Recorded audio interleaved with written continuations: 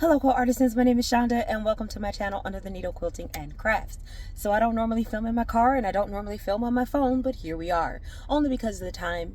I just got out of my QuiltCon class. I took a class called Pixel to Patchwork in EQ8. It was a good class. I learned a lot. So let me recap my day. Now y'all know, well, if y'all saw my video yesterday, I didn't have the best day. I kind of was unprepared. I didn't know what to expect. I was a bit overwhelmed and I felt lonely. I felt a bit lonely. So today is day 2. I still have 2 more days. So how much time can I spend going through all of these booths, really? Like realistically, how much time? Now, so I decided that my class started at 6. So I decided that I wasn't going to get here until like 3. And that way I was only going to have like a few hours really before I had to go to class. And I knew that there was, at 5 o'clock, there was going to be a meeting, or not really, it was going to be a space where African-American creators could, congregate and talk. And that was going to be at 5 o'clock. So I was like, okay, if I get there at 3:30, somebody's alarm. That's really? All right, I just hit pause until the alarm stopped. So I kind of just palled around at home all day. And, because I kind of debated, like I thought about, because I was going to miss a lot of the lectures and presentations and stuff like that. And that was a consideration. But just the idea of getting here at 10 a.m.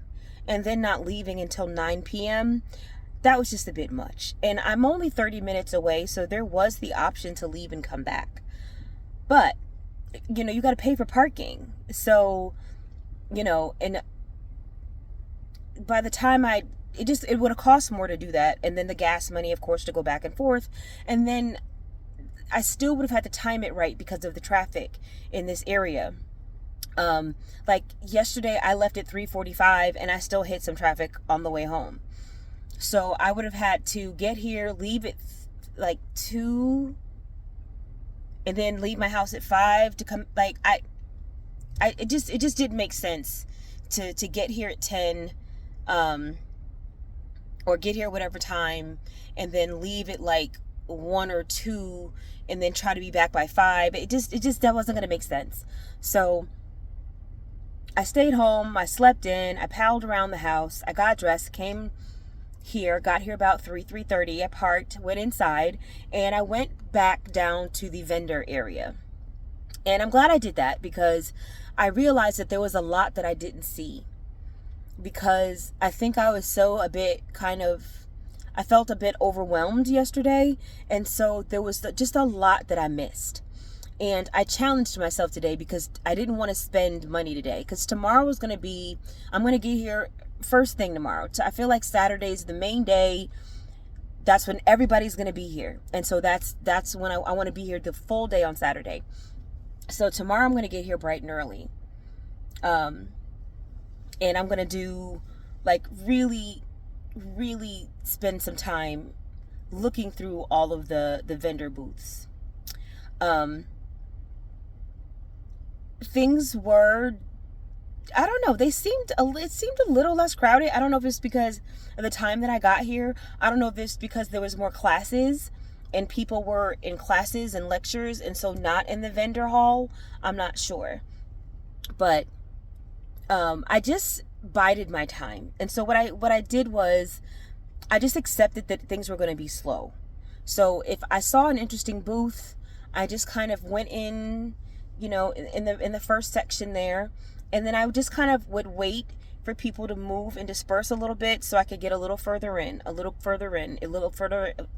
because to go to exactly what I want to get to is kind of hard, because somebody's already there, they're already looking, and they have every right to spend a few minutes looking at these things, because I know when I get my turn, I want to spend a few minutes looking at these things, because these are not inexpensive items that we're buying here. So there's that. So I spent a little time in a couple of booths. I think one of them was Color Story. It was the Anna Maria Horner one. One was Crimson Tate.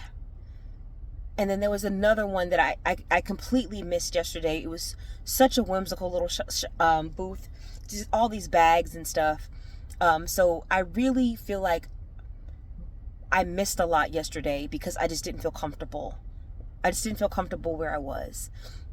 And so tomorrow I really want to take some time and really hit each individual booth and really look at all of the quilts. I haven't even looked at all the quilts yet. Since I'm going to be here all day tomorrow, I've deliberately not looked at the quilts on display because I know I'm going to be here all day tomorrow and I'm going to need to spend that time somehow. So today, like I said, I felt more comfortable, and then I knew I only had a little bit of time. So I got there, I milled around a little bit, and I went and watched a presentation that this lady gave about a new app that she and her husband did called My Quilts. And I'm so glad because it's like a quilt journal. And there's probably other ones, I'm sure, but I did like that. I did like it a lot. Again, it's called My Quilts. I uploaded my first quilt up there, but it's kind of cool because you can put a picture of your quilt and the status of your quilt, like where you are in the process of it. The name of the pattern, what fabric did you use? Is it for someone? What size is it? How did you quilt it? And right now I have all these pictures in my phone camera. And I'd like to have something a bit more formal. And so I think this might be a good option. So I'm going to check out that. And it just reminded me that there are other apps out there that might do the same thing. So I do want to explore that a little bit, but I am probably going to look and see if there are other apps that do the same thing and check those out and see if I like that functionality. And if I don't, I'll just stick with My Quilts. So that was neat. So that took up 30 minutes of my time, right? So I only had an hour and a half. That was 30 minutes of it. So basically I milled about for 30 minutes, went to the lecture, and milled about for another 30 minutes. Not the lecture, the exhibit, the presentation. But I ran into E Bond. And I don't know if you know who she is, but she's a designer for Free Spirit. And I believe she's related to Sarah Bond. I don't know if they're related through marriage or blood. I'm not sure. But eBond came out with a fabric line a couple years ago called Glyphs. And when I tell you, that line was so different than anything I've ever seen. And I just loved that line. I loved that line. So then when Root came out, I bought that. I paid full boat retail plus shipping to get that fabric. Full boat retail plus shipping to get that because it's so different. It's so unique. I had to have it. And she's got a new line out called Ravel. And I was actually looking at a quilt kit with that fabric line when I ran into her, which was really cool. So I got to take a picture. I got to fangirl for a second. It was great. It was great. I think she's doing some type of presentation tomorrow. So I'm going to definitely try to get in on that. And then at 5:00, I went to the room with, the African American quilters.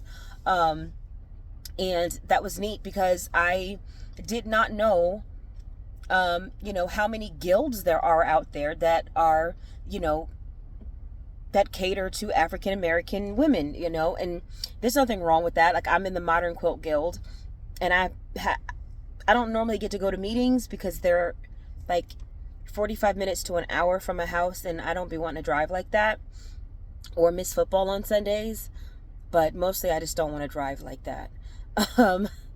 But I do miss when they were virtual during COVID because then I could attend them, but now they're face to face. So I don't get to go I don't usually go, but I did go to retreat, and I had a great time with those ladies. But I think that it would be nice for me to engage with other African American quilters and creators. I think that might be fun. So I did that for an hour, and then I went to my class, and my class was from 6 to 9. So I didn't have any empty time today. Like, I didn't have time to be bored or lonely or to feel out of place because I was busy. I was busy. And I made some friends. I also got to meet Yvette over at Piecing It Real. Is that the name of her channel? I don't think that's the name of her channel, but that's what I used to watch. If she used to, I can't remember if it's the name of her channel or if it was a segment that she did on her channel, but I used to watch her a lot. I used to love like a lot of her unboxings. I don't do a lot of like paper piecing, like the foundation paper piecing, so I don't consume that content, but the some of the other stuff that she does, I do like to watch, and she was in that class. So that was kind of neat. I got to get that pick. So today was definitely a better day. It was a better day. What a difference a day makes. And also setting yourself up for success. I set myself up for success today by not giving myself a bunch of empty time. And so tomorrow I feel really good because I know that I don't even know how many quilts there are down there. There's so many quilts on display. So many. It's probably going to take me 2 hours just to look at all the quilts. And then, to get to look over them and fawn over them and pick my favorite and, put my vote in for the winner. So that's going to take some time tomorrow. And then, of course, again, I want to revisit every single booth tomorrow and really take some time and really look in detail and really look. Because I missed so much stuff yesterday. So much. There was so much more to see that I missed. So I figure I can toggle back and forth, right? So I can go and I can do some booths. And then when I need a break, I can move over to the quilts and look at some of the quilts. And then I can just kind of bounce back and forth. Booths, quilts, booths, quilts. That way, I have like a little palate cleanser from the crowds and the people, because the quilt viewing section is just a lot less crowded because people are standing back and looking at quilts, as opposed to, when you're in an area and people are shopping, they're going to be kind of like,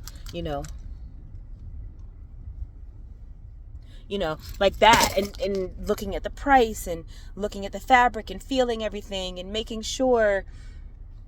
So definitely that. Oh, I also want to clarify the $3 bag rule I mentioned yesterday. Thank you guys for checking me in the comments. It's if you want to check your bag. So if you have a bag that you don't want to carry around with you, they will hold it for $3. So I did have my book bag today, and I didn't have to sneak it in. I was able to just wear it proudly, which was great. Yeah. So today was a better day. I think tomorrow will be good too. I think tomorrow's going to be a good day. Like I said, I know what to expect now. I've set myself up for success, and tomorrow is going to be my real shop day. I really did not want to shop today. That was kind of the point, was because I can't shop today and tomorrow, right? I already spent some money yesterday, so I can't spend money today and tomorrow. But I did get a couple things, but they were small. I spent less than $20. I think it was like $18, and it was like $18.50 plus tax. So it might have been a little more than $20, but not much. So, and they're not even really super quilty items, but one of them was something that I really wanted, that I've actually said on this channel that I already own one and I want another one. And one of them was just a notepad. But again, at the end of the 4 days, I'll do the big haul with everything I bought at QuiltCon. But today was a good day. I think I made the right choice not getting here early, because then what would I do tomorrow? And it would have been really difficult to resist purchasing anything. And that was another reason why it was like, okay, even if I do get here earlier, that's going to be more of an urge to purchase. So, yeah. Anywho, so that is it for me. And I'll see you guys next video.